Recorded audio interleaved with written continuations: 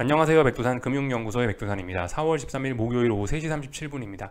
미국 증시는 어제 물가지표와 FOMC 의사록 내용 때문에 하락 마감을 했습니다. 오늘 아시아도 그 때문에 좀 약세를 보였고요. 그렇지만 시장에 큰 변화는 없습니다. 유럽 증시도 지금 보시면 괜찮게 출발할 모양이고요. 전반적으로 시장 상황은 아직까지는 특별히 달라진 게 없습니다. 물론 달라질 수도 있죠. 오늘 밤부터 달라질 수도 있는데 아직은 모르는 일이고 시장 상황은 전반적으로 똑같습니다. 어젯밤에 이제 나왔던 재료들 생각을 해보면 물가가 여전히 높다라는 점, 그리고 FOMC 의사록에서 경기 침체에 관한 우려를 좀 본격적으로 하고 있다라는 점들이 좀 어떤 새로운 점이라고 할 수가 있겠는데, 근데 이제 그런 새로운 재료, 물론 새로운 재료 아닐 수도 있지만 하여튼 이제 그런 것들이 이제 시장이 알아주고 반응을 하느냐, 거기에 그러니까 시장이 이제 거기에 반응을 해 주느냐가 중요합니다. 어젯밤에 재료는 나왔고 이제 오늘부터 이제 그게 이제 시장이 반응을 해줄지 이제 지켜보면 됩니다. 반응을 해주면 시장의 어떤 의미 있는 변화들이 조금씩 나타날 수 있을 거고, 반응을 안 해주면 또 말짱꽝입니다. 그죠? 반응을 해줄지 안 해줄지는 모르기 때문에 지금 상황에서 물론 심증들은 있지만 지금은 일단 위험 관리를 우선적으로 할 때다라는 이야기를 좀 드리고 있고요. 아무튼 시장 상황 계속해서 강하기 때문에 의미 있는 어떤 변화가 나타난 거는 기술적으로 보이지 않기 때문에 계속해서 저의 이야기는 똑같을 겁니다. 위험 관리가 우선이다. 물론 이제 위험 감소 성향이 좀 크신 고위험 투자 성향 같은 경우는 지금 같은 경우에 슬슬 조금씩 움직일 수는 있다. 뭔가 해볼 만한 건덕지는 있다라고 말씀을 드리고 있죠. 아무튼 위험 관리가 지금은 최우선인 그런 때입니다. 하방 투자자분들한테 주로 드리는 이야기지만 사실 하방이 아니고 이제 상방 투자자분들도 어느 정도 좀 위험 관리가 조금 필요한 시점이지 않나 싶습니다. 상방 투자자분들께는 이제 위험 관리라 표현하는 게 아니고 이제 어느 정도 좀 비중 축소 정도, 어느 정도 약간 현금 확보 정도 해라, 그 정도 표현으로 드릴 수 있겠죠. 그죠? 위험 관리라는 표현보다는 비중 관리 조금 하는 게 낫지 않겠냐, 요 정도로. 그러니까 지금까지 주식 사가지고 아니면 상방으로 잘 끌고 와서 수익 누적시키신 분들 입장에서는 단기적으로는 지금 이제 주식시장이 오버슈팅이 나오거나 아니면 좀 대부분 좀 흐름이 좀 멈춰 있는 상황이기 때문에 버벅버벅 하고 있잖아요. 지금 증시가 버벅버벅 하기 때문에 여기서 이제 어느 정도 조금 좀 비중 축소, 어느 정도 좀 수익금을 조금 확보하면서 좀 현금 비중을 좀 늘릴 필요 정도는 좀 있을 것 같다. 단기적으로 상방을 보시는 분들, 단기적으로 매매하시는 분들은 그렇게 할 수도 있을 것 같다라는 이야기 좀 드릴 수 있을 겁니다. 물론 이제 내가 무슨 큰 아이디어가 있어서 난 대세 상승으로 반드시 전환된다라고 강하게 믿는다라고 하면 지금 계속해서 그냥 수익을 누적시키면서 포지션을 끌고 갈 때지만, 단기적으로 매매한다라고 생각을 하시면은 조금씩 지금 비중 축소를 고려해 볼 때가 아닌가라는 생각 듭니다. 하여튼 이래저래 지금 상황은 위험 관리가 우선이다. 상방을 보든 하방을 보든 어쨌든 대략적으로 어떤 의미인지 아시겠죠. 일단 좀 그런 게 좀 우선돼야 될 때인 거고, 지금도 그죠. 이제 그래서 지금은 대부분의 투자자들은 좀 가만히 있는 게 좋은 때고, 지금은 이제 일부 이제 나는 위험 감수 성향이 아주 높다, 나는 고위험 투자를 즐긴다 이러시는 분들은 지금부터 슬슬 움직일 수 있는 자그마한 근거들이 등장하고 있으니까 거기에 맞춰서 할 수는 있겠죠. 그죠? 모두에게 권장되는 건 아니고 일부 투자자분들은 할 수 있다, 이 정도 이 정도 말씀드릴 수 있을 것 같고요. 하여튼 지금 이제 아래쪽으로 볼 수 있는 그 자그마한 근거들은 조금씩 나오고 있는데, 예를 들면 이제 그런 게 어떤 것들이냐면 차트 보면서 좀 이야기를 할까 하는데, 예를 들면 나스닥입니다. 나스닥이 이렇게 최근에 올라가고 있고, 제가 지난번에 말씀드렸던 게 뭐냐면은 2월 2일날 고점이 너무 중요하다, 이 자리 넘어가면 하방 투자자분들은 절대 안 된다 라고 말씀드렸죠. 그래서 다들 레벨업이 됐단 말입니다. 이 자리 돌파한 척하고 상승 추세 전환됐어요. 전환됐으면은 이게 빨리빨리 치고 나가야 되거든요. 근데 지금 빨리빨리 치고 나가는 모습은 일단 잘 보이지 않습니다. 약간 가다가 오버슈팅 했다가 지금 일단 계속 피로감 때문에 줄줄줄 밀리고 있는 상황이거든요. 그러니까 이게 물론 이제 아주 좁은 관점에서 최근 1, 2주일만 보면 이런 움직임이 괜찮을 수 있으나, 조금 이렇게 큰 관점에서 보면은 지금 상황은 사실 굉장히 좀 안 좋은 것일 수 있습니다. 왜냐하면 레벨업이라는 게 됐으면은 빨리빨리 강력한 매수세가 나와서 계속 치고 올라가야 되는 그런 당위성이 있는 자리인데, 지금 그런 모습은 일단 좀 큰 관점에서 봤을 땐 잘 보이지는 않거든요. 분명히 지금 달려야 되는데 달리지 못하고 있는 것은 분명합니다. 이런 점들이 자그마한 하방 베팅의 근거 정도는 좀 제공을 해주고 있는 셈이죠. 이런 모습이 근데 나스닥만 있는 게 아니고 이제 세계 증시 전반적으로 좀 보이는 현상입니다. 대표적인 게 독일 증시. 며칠 전에 며칠 전이 아니죠. 어제였나? 이틀 전이었나? 이 중요한 저항이라 말씀드렸던 자리가 이 자리고, 여기가 이제 전고점 자리고, 여기를 돌파 안착을 했으면은 일단 레벨업이 되긴 된 건데요. 그래서 분명히 레벨업 됐습니다. 레벨업 됐으니까 목표치가 위쪽으로 열렸고, 레벨업 됐다라는 이야기는 이제 강력한 매수세가 나올 수 있다, 뭐 강력한 매수세가 나와야 된다, 이런 식으로 해석을 할 수 있는데, 근데 지금 가야 될 때 못 가고 있는 모습은 분명히 좀 안타까운 점입니다. 그죠? 가야 될 때 왜 레벨업 해놓고 못 가냐, 이런 점. 네. 물론 아직은 괜찮습니다. 지난번에 급등한 피로감을 푸는 이런 행위 뭐 괜찮습니다만은, 네, 일단 전반적으로 잘 못 가고 있다라는 거, 일단 이런 게 좀 눈에 띕니다. 가야 될 때거든요. 어쨌든 뭐 이렇게 어떤 그 레벨업을 했으면 가야 될 때입니다. 가야 될 때인데, 가야 될 때에 지금 주춤주춤하는 모습은 공통적으로 좀 세계 증시가 보이고 있다라는 거. 코스피와 삼성전자에서도 좀 대표적으로 좀 보이는 측면이 있긴 있습니다. 예를 들면 뭐 삼성전자 같은 경우 보시면은 이 자리가 일단 중요한, 지난번에 말씀드렸던 이 자리를 돌파 안착하면서 레벨업이 된 거잖아요. 레벨업이 됐으면 빨리빨리 가라 이거예요. 레벨업이 됐으면 여기서 빨리빨리 치고 올라가 줘야 됩니다. 근데 지금 현재 보시면은 뭐 아직까지는 일단 그렇게 치고 올라가는 모습은 안 보여주고 있습니다. 여기서 멈춰 있는 그런 모습이죠. 그죠? 이게 뭐 물론 아직까지는 괜찮습니다. 삼성전자 빨리 가야 되는데 지금 못 갔으니까 큰일 난다는 아니고, 아직은 괜찮은 겁니다. 왜냐면은 이 지난번에 무거운 저항을 돌파 안착했더니 피로감이 좀 셌기 때문에, 왜냐하면 지난 3거래일 동안 여기서 2, 3거래일 동안 급등하면서 올라왔기 때문에 급등에 대한 피로감이 있단 말이죠. 그러니까 이거를 푸는 시간이 필요해요. 그래서 삼성전자가 지금 버벅버벅 하는 건 좀 인정하긴 할 수 있는 부분인데, 근데 그럼에도 불구하고 일단 가야 될 때 일단 좀 버벅버벅 거리고 있다는 거는 좀 전반적인 좀 세계 증시에서 보이는 특징이긴 합니다. 레벨업은 해놨어요. 레벨업 했기 때문에 하방 투자자들은 위험 관리해야 되는 게 맞는데, 근데 레벨업이 됐음에도 불구하고 지금 얘네가 왜 이리 버벅버벅 거리고 있냐는 우리가 전반적으로 좀 의심해 봐야 되는 포인트입니다. 버벅버벅 거리고 있으니까 이제 하방 베팅할 수 있는 자그마한 근거가 거기서 등장을 하는 거기도 하고요. 코스피도 그렇단 말이죠. 코스피가 이 자리가 중요한 저항이었잖아요. 얘도 이렇게 레벨업이 됐으면 빨리빨리 가야 됩니다. 근데 일단 뭐 지금 현재 버벅거리는 모습이 좀 나타나고 있죠. 물론 그 코스피의 이런 모습을 보고 버벅거린다고 표현하기는 좀 애매합니다. 이건 잘 가고 있는 겁니다. 네, 이건 잘 가고 있는 거죠. 그래서 하여튼 뭐 이런저런 이야기. 코스닥이 사실 가야 될 때 가는 모습을 잘 보여주긴 했는데요. 이 원래 그러니까 이런 모습이 나와야 된다고요. 코스닥을 제가 지난번에 이 자리에서 이제 레벨업 됐으니까 인정해야 된다, 빨리 받아들이고 위험 관리하자라는 이야기를 이 자리부터 좀 하기 시작했는데, 이렇게 돼야 된다고요. 원래는 레벨업을 했으면 강력한 매수세가 튀어나오면서 가야 됩니다. 근데 이 전반적으로 지금 제가 쭉쭉 보여드렸던 그런 세계 증시들은 이렇게 쭉쭉쭉 가는 모습을 좀 잘 보여드리지 못하고 있는 거죠. 그러니까 좀 의심을 해볼 필요는 있다. 혹시 오늘 밤부터 얘네가 FOMC 의사록에서 경기 침체 이야기를 했다고 그걸 반영하는 게 아니야 라고 이제 의심 정도 해볼 수 있는 뭐 그런 상황이 된 거죠. 참고로 코스닥은 이제 지 혼자 이 자리 돌파 안착해서 가야 될 때 잘 갔고요. 이제 근데 코스닥은 남들과 다른 고민을 갖고 있는 거죠. 남들은 이제 가야 될 자리에서 지금 못 가고 버벅버벅거리고 있어서 고민인 거고, 얘는 이제 갈 만큼 갔고 끝까지 가서 오버슈팅이 좀 많이 나와서 여기서 이제 추세가 죽을 거냐 말 것이냐 지금 고민하고 있는 거죠.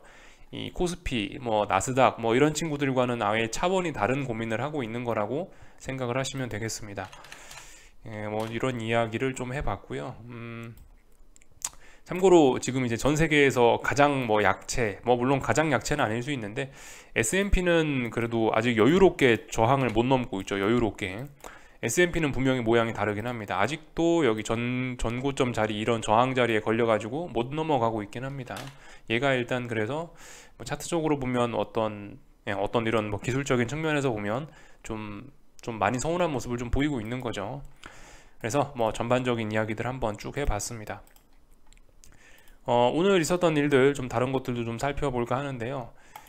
뭐 예를 들면 중국 상해종합인데요. 얘 같은 경우는 일단 아직까지 박스권 상단이죠. 그죠? 박스권 상단에서 넘어갈까 말까 고민하고 있습니다.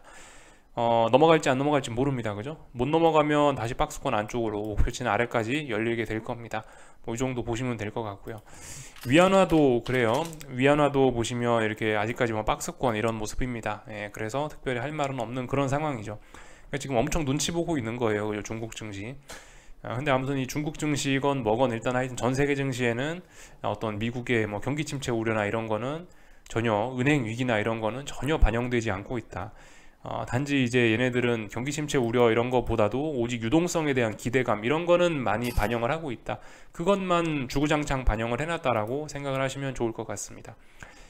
뭐 중국 증시 봤고요. 뭐 일본은 특별히 할 이야기가 없는 그냥 장기적인 어떤 이런 수렴형이라고요, 그죠? 장기적인 수렴형 안에서 조금 오르나 조금 내리나 그게 뭔 상관이 있겠냐 이런 자리입니다. 위쪽에 저항들이 있고 아래쪽에 지지선들이 있고 뭐 그런 모습이라 특별히 할 말이 없고요. 그래서 뭐 전반적인 내용들을 일단 쭉 살펴봤고요. 오늘 한국 증시 내용 좀 살펴볼까 하는데요. 코스피는 오늘 제가 아침에 이야기해드렸던 아이디어는 결과적으로 안 통한 걸로 이렇게 확인이 되었죠. 예.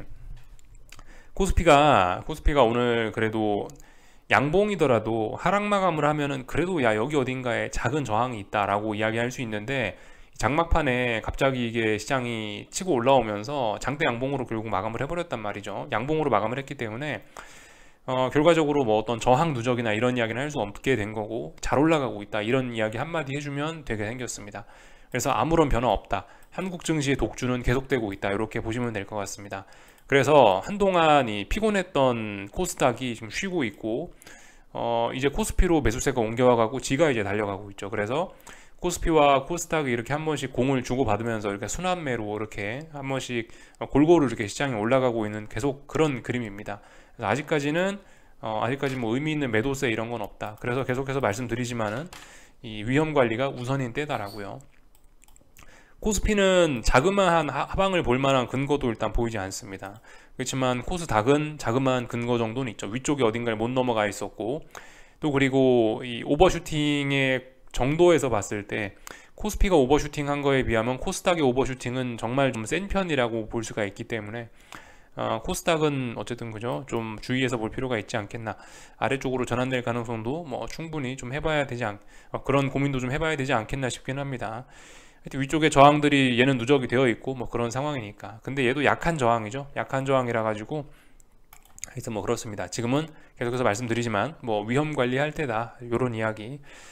다행히 코스닥을 위쪽에서 뭐 하방을 잡아가지고 끌고 오시는 분들은 일단 계속해서 일단 끌고 가볼 자리요. 네, 아직까지는요. 그래서 오늘 코스닥은 이 4월 10일 날 나왔던 시가 자리 지지력 한번 테스트한 거고요. 최소한 이 시가 자리는 붕괴시켜야 됩니다. 그죠? 이 정도 말씀드리면 될 것 같고, 오늘은 하여튼 옵션 만기일이었더라고요. 선물 그냥 코스피 옵션 만기일이었는데 옵션 만기일의 마지막에 이제 풋옵션을 죽이기 위해서 오늘 장 막판에 이렇게 좀 코스피가 더 오르지 않았나라는 생각이 개인적으로 좀 들긴 합니다. 하여튼 풋옵션에도 지금 의미 있는 매수세는 보이지 않고 이렇기 때문에 하여튼 시장의 큰 흐름에는 변화가 없다. 코스닥도 지금 조정 중이고 잘 올라가고 있다. 이렇게 보시면 될 것 같습니다. 이 변동성 지수 같은 게 사실 이번에 옵션 만기주였던 거를 감안하면 사실 굉장히 좀 잘 버틴 것이긴 합니다. 예. 그래서 여전히 전 세계 증시들이 변동성 지수 잘 버티고 있는 게 좀 수상한 점이긴 하다라는 거 계속해서 좀 주목을 해야 될 포인트입니다. 그래서 뭐 전반적인 내용들 쭉 살펴봤고 오늘 뭐 특별히 할 이야기는 없고요. 환율은 이제 오늘 한번 급락을 했는데 급락할 만한 자리였어요. 그죠? 어제 이제 중요한 자리를 한번 도전을 했었기 때문에 이런 저항에서 매도세 나오는 건 당연합니다. 뭐 그래봐야 아래쪽에 지지선 있고 일단 이 자리에 매물대이기 때문에 계속해서 일단 뭐 달러는 들고 가 보시면 될 것 같고, 네.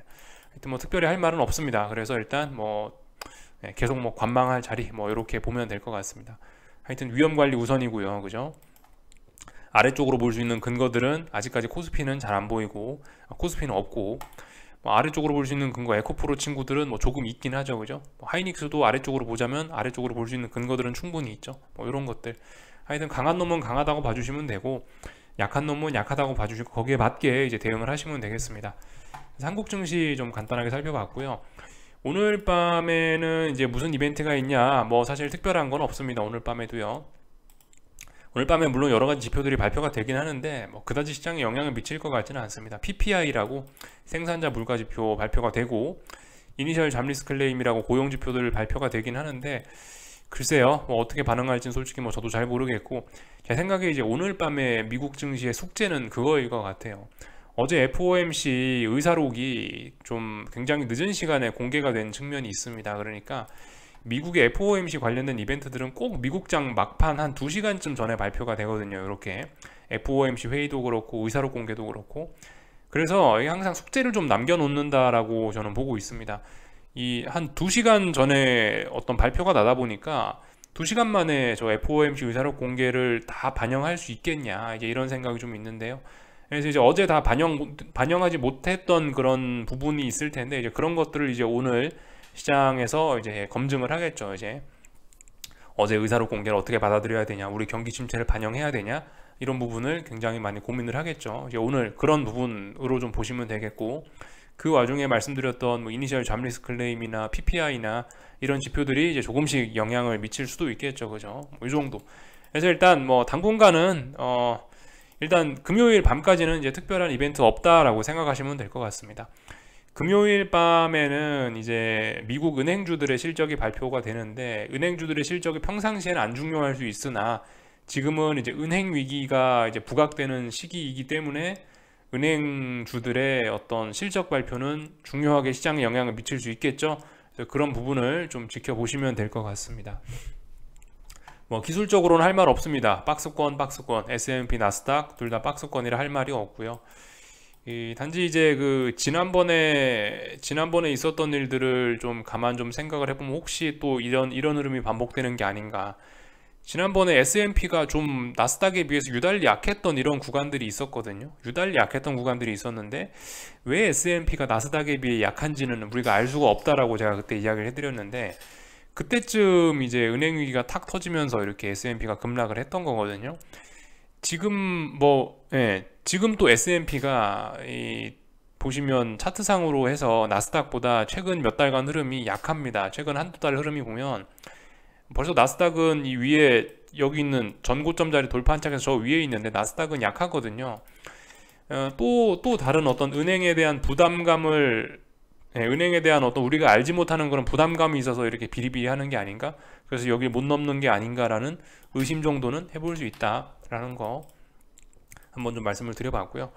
나머지는 뭐 특별한 거 없는 것 같습니다. 맨날 이야기해드리는 그런 측면들, 변동성 지수들이 바닥을 잘 지키는지 뭐 그런 것들 보시면 되겠고요. 그리고 저기 국제유가는 어떻게 해야 됩니까? 이제 국제유가는 어제 레벨업을 했으니까 이제 달려줘야 됩니다. 그죠? 뭐 물론 당장 오늘 밤에 달리지는 않아도 될 수 있습니다. 왜냐하면 이제 얘도 피곤했거든요. 지난번에 이 중요한 저항을 돌파 한창 하고 나서 피로하니까 하루 이틀 정도 좀 쉬었다 갈 수도 있다고 봐요. 근데 제가 좀 전에 영상 초반에서 말씀드렸던 것처럼 이렇게 레벨업을 했으면은 빨리빨리 또 치고 올라가 줘야 되는 게 또 의무입니다. 그죠? 그렇지 못하면 또 되돌린다. 그런 측면에서 좀 지켜보시면 좋을 것 같습니다. 국제 유가는요. 그리고 뭐 달러 인덱스의 뭐 전저점 지지력 테스트 이런 것들 있죠. 뭐 그런 점들 쭉쭉쭉쭉 보시면 될 것 같아요. 천연가스 이런 건 뭐 박스권이고, 뭐 지금 금값 이런 것도 지금 보시면 전고점 부근에서 매물 소화하고 있고 뭐 이런 상황이라 나머지는 특별히 점검할 거 없는 것 같습니다. 여기까지 하겠습니다. 궁금한 거 리플 남겨주시고 내일 아침에 뵙도록 하겠습니다.